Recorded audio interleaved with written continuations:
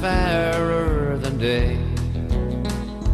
And by faith we can see it afar, for the Father waits over the way to prepare us a dwelling place there in the sweet by and by. We shall meet on that beautiful shore in the sweet by and by. We shall meet on that beautiful shore. We shall sing on that beautiful shore the melodious songs of the blessed, and our spirit shall sorrow no more. Not a sigh for the blessings of rest in the sweet by and by. We shall meet on that beautiful shore in the sweet by and by. We shall meet on that beautiful shore.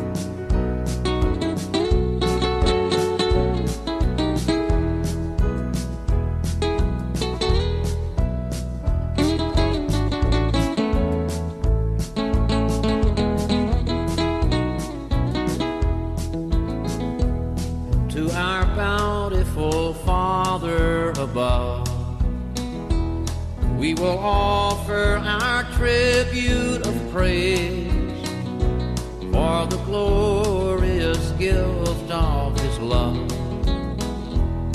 and the blessings that hallow our day in the sweet by and by. We shall meet on that beautiful shore in the sweet by and by. We shall meet on that beautiful shore in the sweet by and by. We shall meet on that beautiful shore in the sweet by and by. We shall meet on that beautiful shore.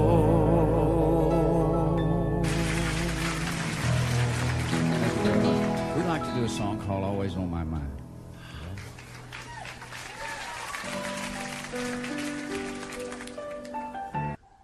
Bonjour à tous, bienvenue dans notre monde de la spiritualité. Lequel d'entre vous n'a pas entendu un jour ou l'autre l'histoire de la Samaritaine dans l'Évangile de Jean? Je vais retenir le texte Jean, chapitre 4 et le verset 22, d'où que Jésus dit « Vous adorez ce que vous ne connaissez pas. Vous adorez ce que vous ne connaissez pas. » Au 4e chapitre de l'Évangile de Jean, l'on nous relate quelque chose de très intéressant sur la prescience de Dieu. Moi, ce que je peux voir entre les lignes, c'est qu'avant même la création du monde, Dieu avait planifié dans l'agenda de son Fils un rendez-vous inévitable y incluant les moindres petits détails. Auditeurs, auditrices, pour pouvoir comprendre les Saintes Écritures, il y a plusieurs manières d'aborder les textes dont que plusieurs d'entre vous ne connaissent mieux que moi, mais la priorité demeurera toujours la prière avant vos lectures et études de la parole de Dieu.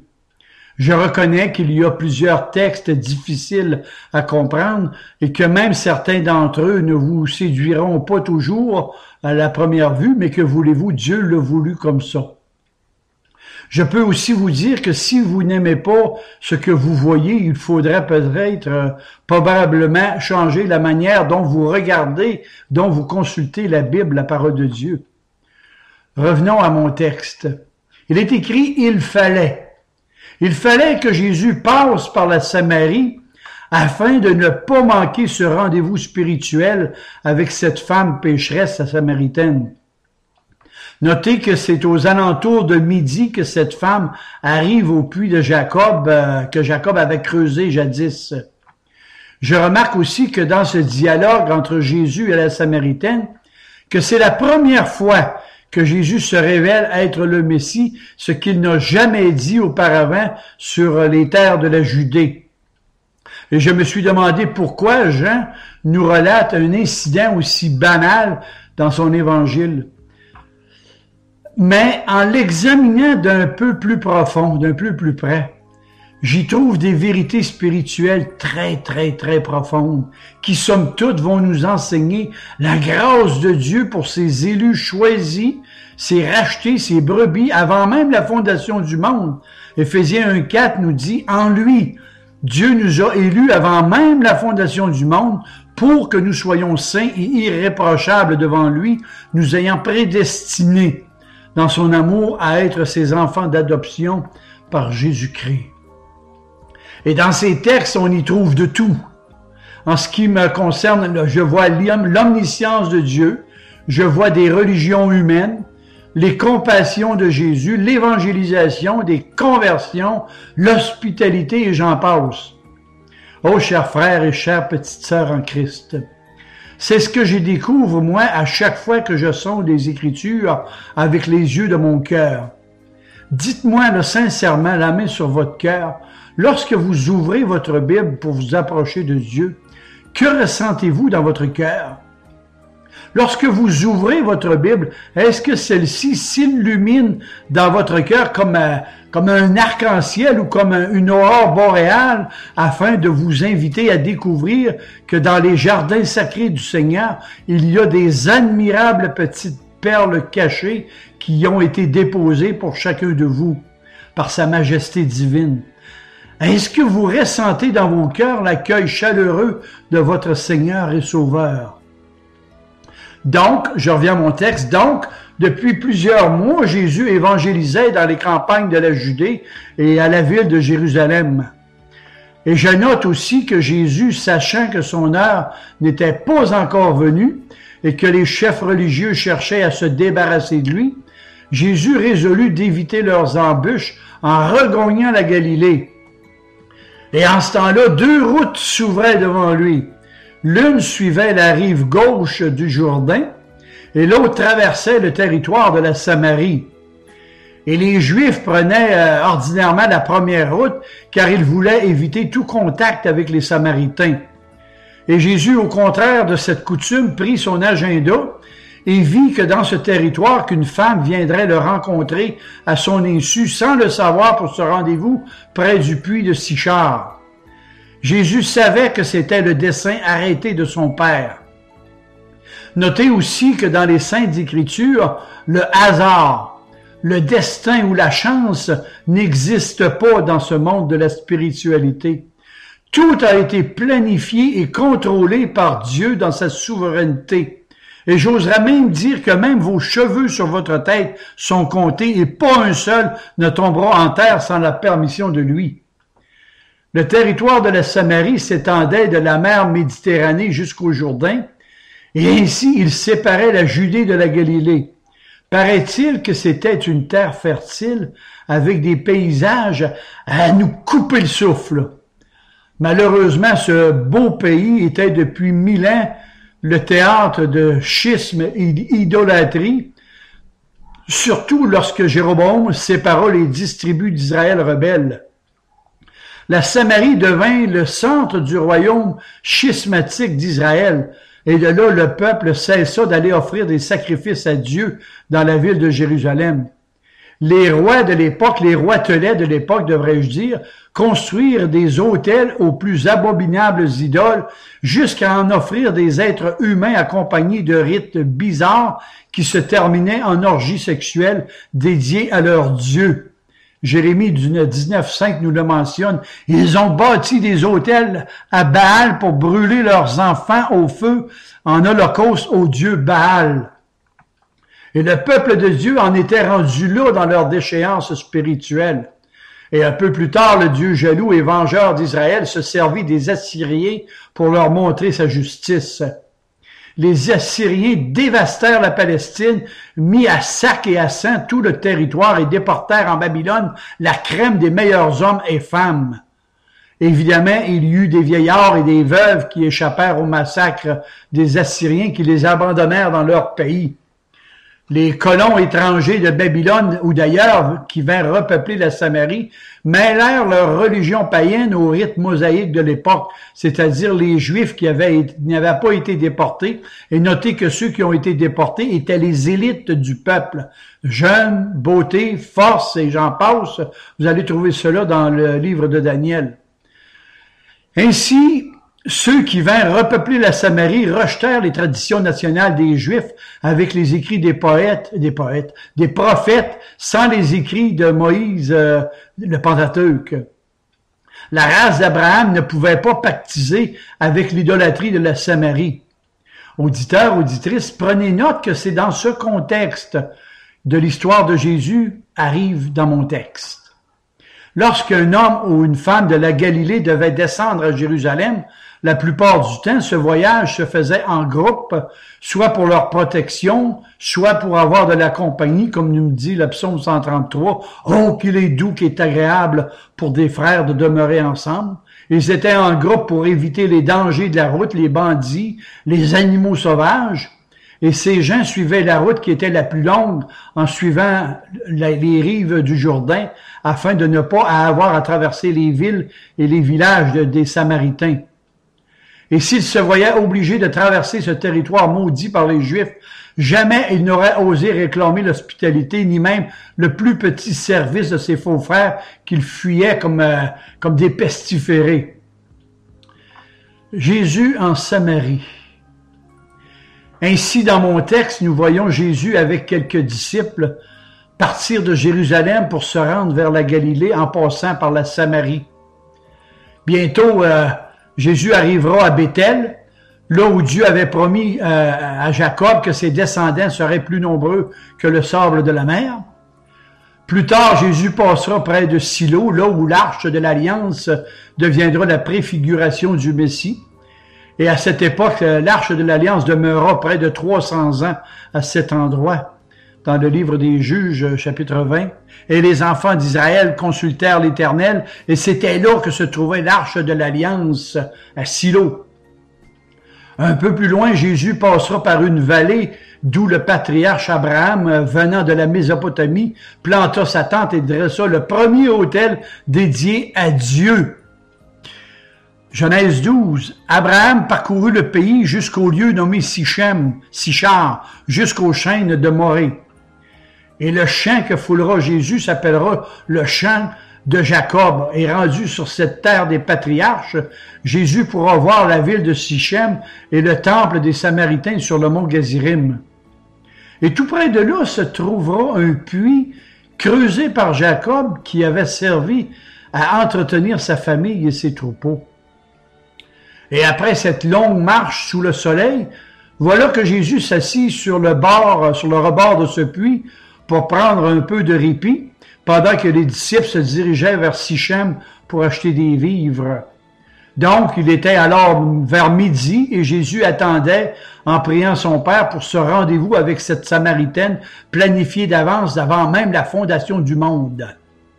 Voilà un peu, auditeurs, auditrices, bien brièvement, une demi-journée dans la vie de Jésus. Oh, elle n'est pas encore terminée, restez là parce que le meilleur s'en vient. Disons que Dieu veille sur sa parole. Dieu veille sur sa parole. Jérémie 1,12. Il ne faut pas oublier que c'était pour cette femme étrangère que Jésus était dirigé par le Saint-Esprit. Jésus traversait les terres des Samaritains, contrairement aux coutumes de sa nation. Allons maintenant découvrir ensemble ces merveilleuses petites perles cachées dans ces textes sacrés. Notre Samaritaine arrive à l'heure précise et à l'endroit fixé par Dieu. Dieu n'est jamais en retard, il est toujours à l'heure. Et cet inconnu arrêta un regard sur cet étranger et le reconnut aussitôt comme étant un Juif. Et mon texte me dit à peu près ces choses. Elle se mit à remplir sa cruche d'eau sans prononcer une seule parole. Et notez qu'habituellement, à cause de la chaleur, c'était le rôle des femmes à puiser l'eau, et surtout le soir. Et voyez un fait similaire, contraire en Luc 20:10, lorsque Jésus a dit à ses disciples, « Quand vous serez entrés dans la ville, vous rencontrerez un homme portant une cruche d'eau. » C'était inhabituel. Et peut-être à cause de cette situation très, très, très particulière de cette femme, qui a eu cinq maris qui l'ont abandonnée, je vais en revenir là-dessus, cette femme ne souhaitait pas rencontrer des gens qui la connaissaient, et c'est pour ça qu'elle a été de jour vers midi au puits de Sichar. Parce que les gens de la ville la connaissaient, c'est un peu la raison pour laquelle elle se pointe à l'heure du midi, mais gardez toujours en tête, auditeurs, que c'est Dieu qui contrôle tout, là. Et derrière toute cette mise en scène, notez que Dieu est le maître d'hôtel de tous les petits détails, de toutes ces petites perles. Et notez aussi que c'est Jésus qui parle le premier. « Femme, lui dit-il, donne-moi à boire. Donne-moi à boire. » En fait, Jésus souvent ne demande que pour donner. Comment?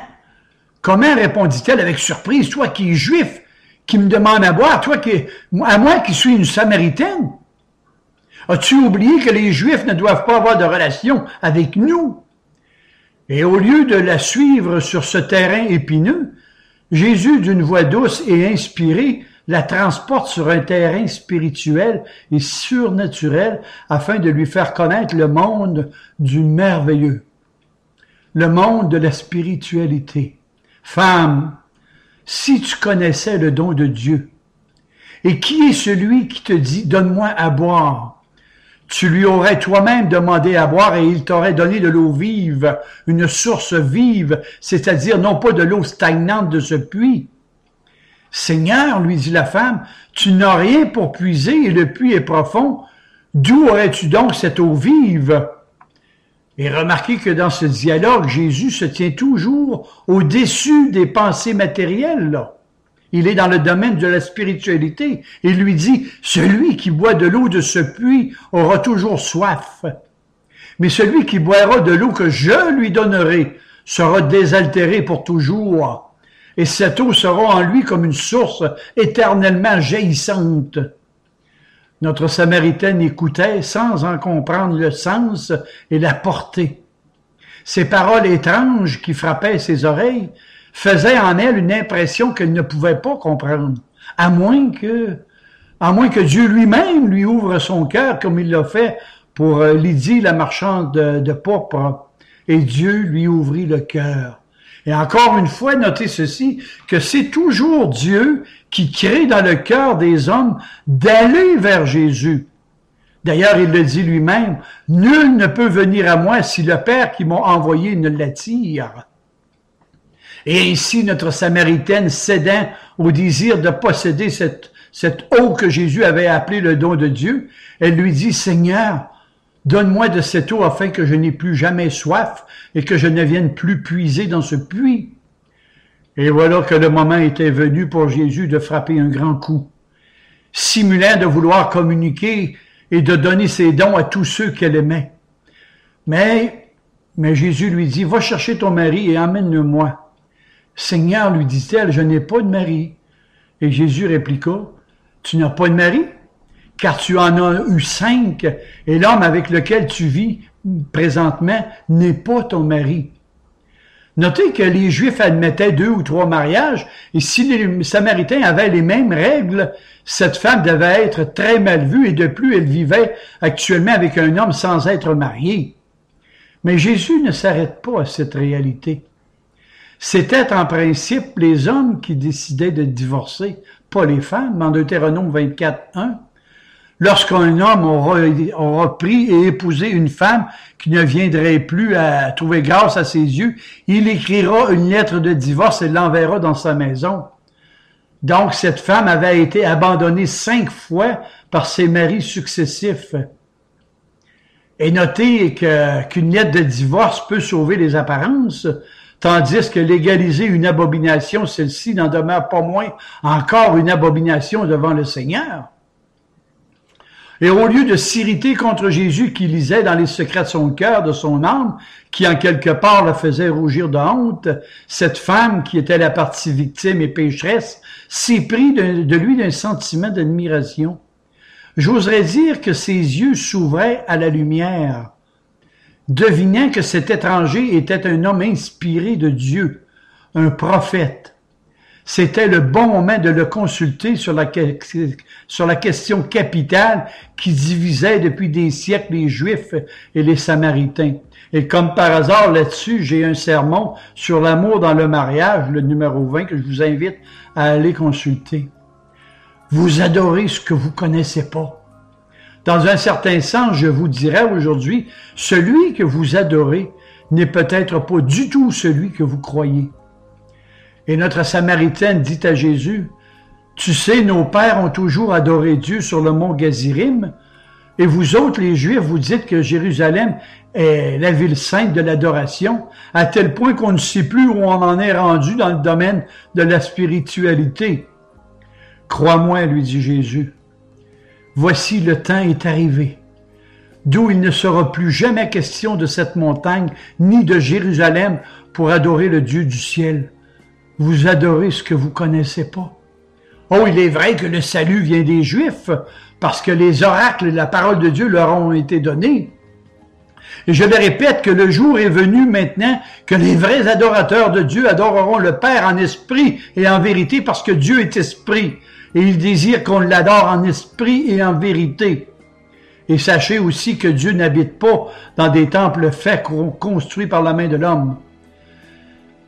Ces paroles dites par Jésus à cette pauvre femme de Sichem renfermaient toutes les révolutions spirituelles qu'elles allaient opérer dans le monde entier. Et jusque-là, Juifs et Samaritains n'avaient connu que le culte extérieur d'une religion, et à ce culte extérieur, Jésus allait le remplacer par un culte intérieur venant du cœur à ses enfants qu'il avait choisis, qu'il avait rachetés, bien avant la fondation du monde. Lisez Ézéchiel 36, 26, de toute beauté. Regardez, c'est le Seigneur qui parle là. « Je vous donnerai un cœur nouveau. Je vous donnerai un esprit nouveau. J'ôterai de votre cœur de pierre et je vous donnerai un cœur de chair. » Ça vient pas de l'homme, ça. C'est un changement de cœur que seul Dieu peut opérer dans l'homme et sans une intervention humaine. En fait, notre rôle à nous est de proclamer sa parole et les résultats de la proclamation ne nous appartiennent pas. On n'a pas à s'ingérer dans l'œuvre du Saint-Esprit. Et désormais, ce ne sera plus ni sur le mont Morija, ni à Gazirim, ni à Éphèse, ni à Deph, ni à Rome, ni nulle part ailleurs que se retrouvera l'autel du sacrifice. Ça va être à la croix. Dans cette nouvelle alliance, il n'y aura plus de Juifs, de Grecs, ni de gentils, mais un peuple et un seul temple. Alors notre Samaritaine dit à Jésus, « Je sais que le Messie, celui qu'on appelle Christ, doit venir bientôt, et lorsqu'il sera venu, il nous enseignera toutes ces choses spirituelles. » « Femme, lui dit Jésus, le Messie que vous attendez, c'est moi. » Il est en train de lui dire, « Je suis l'Éternel, je suis Jéhovah Elohim, je suis le Dieu de la Bible. » Et à ces mots de Jésus, cette pauvre pécheresse sentit la grâce de Dieu illuminer son âme. Elle crut aux paroles de Jésus et elle comprit qu'elle avait droit à son amour et à sa miséricorde.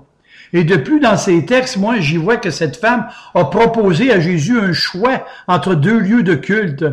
Mais pour Jésus, l'heure était venue que la vraie adoration ne sera plus jamais liée à un lieu de culte donné par des hommes, et le jugement de Jésus sur les religions humaines des Samaritains est de toute beauté, de toute nuance. Oh, ils adorent bien le vrai Dieu, mais sans le connaître. L'apôtre Paul nous dit en Galates 9, « Mais à présent que vous avez connu Dieu, et là il se reprend, ou plutôt que vous avez été connus de Dieu. » Et à leur retour de Sichem, les disciples furent étonnés de voir Jésus discuter avec une femme, parce qu'à cette époque, les chefs religieux prétendaient qu'il vaut mieux brûler la loi, le livre de la loi, que d'essayer de l'expliquer à une femme. On en était rendu là, peut-être comme aujourd'hui d'ailleurs. D'après les traditions pharisianistes, l'on ne devait pas ni saluer la femme, ni même lui adresser la parole publiquement. Cependant, les disciples, par respect de leur maître, ont évité de lui poser une seule question sur ce sujet. Quant à la Samaritaine, heureuse d'avoir trouvé le Messie, regardez bien, elle laissa sa cruche, elle laissa sa religion pour pouvoir porter la bonne nouvelle à ses compatriotes. Je me dois de vous dire que les Samaritains connaissaient très très bien cette femme à la conduite plus que légère, et la voyant si émue, ces gens sortirent en foule pour se rendre auprès de Jésus. Et entre-temps, les disciples pressaient Jésus en lui disant, « Maître, mange, il est temps de manger. » Et Jésus de leur répondre, « Je me nourris d'un mets que vous ne connaissez pas. » Vous connaissez ce mets-là, hein? L'homme ne vivra pas de pain seulement, mais de toute parole qui sort de la bouche de Dieu. Et là-dessus, ils se demandaient les uns les autres si quelqu'un lui avait apporté de la nourriture pendant leur absence. Et Jésus leur dit, « Ma nourriture, c'est de faire la volonté de celui qui m'a envoyé, c'est d'accomplir son œuvre. » Et je remarque dans mon texte que les disciples reviennent avec de la nourriture matérielle, alors que notre Samaritaine s'en va porter de la nourriture spirituelle à ses contemporains, et en plus, elle abandonne sa cruche, sa religion derrière elle. Regardez le verset 35. Ne dites-vous pas qu'il y a 4 mois, des semences où il y a la moisson? Regardez, et voyez dans les champs, les moissons sont déjà prêtes. Un sens spirituel ici, là. Et là-dessus, les disciples levèrent les yeux du côté de Sichem, et ils virent une foule d'hommes, de femmes et d'enfants qui accouraient en toute hâte vers Jésus. La semence déposée dans le cœur d'une pauvre femme avait déjà fait mûrir une riche moisson spirituelle que plus tard l'apôtre Philippe a continué d'arroser de nouvelles semences préparées par Dieu d'avance. Vous allez voir ça en Acte 8, chapitre 4, et les versets 4 à 8. Dans ce texte, j'y vois Jésus et la Samaritaine, dont le témoignage a déjà porté des fruits, que Philippe moissonne un peu du même genre que Jean le Baptiste, le précurseur de Jésus.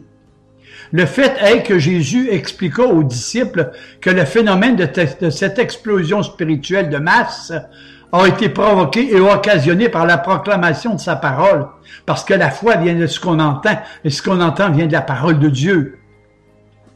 Et j'ajoute que la parole de Dieu, qui vient de Dieu, donne aussi la foi de Dieu dans les cœurs de ses enfants, de ses élus, choisis d'avance par Dieu. Et c'est Dieu, le Saint-Esprit, qui va vivifier ses brebis par cette parole. Je dirais que croire, c'est faire le silence dans son cœur pour entendre Christ. C'est croire avec les oreilles de son âme les paroles de Christ.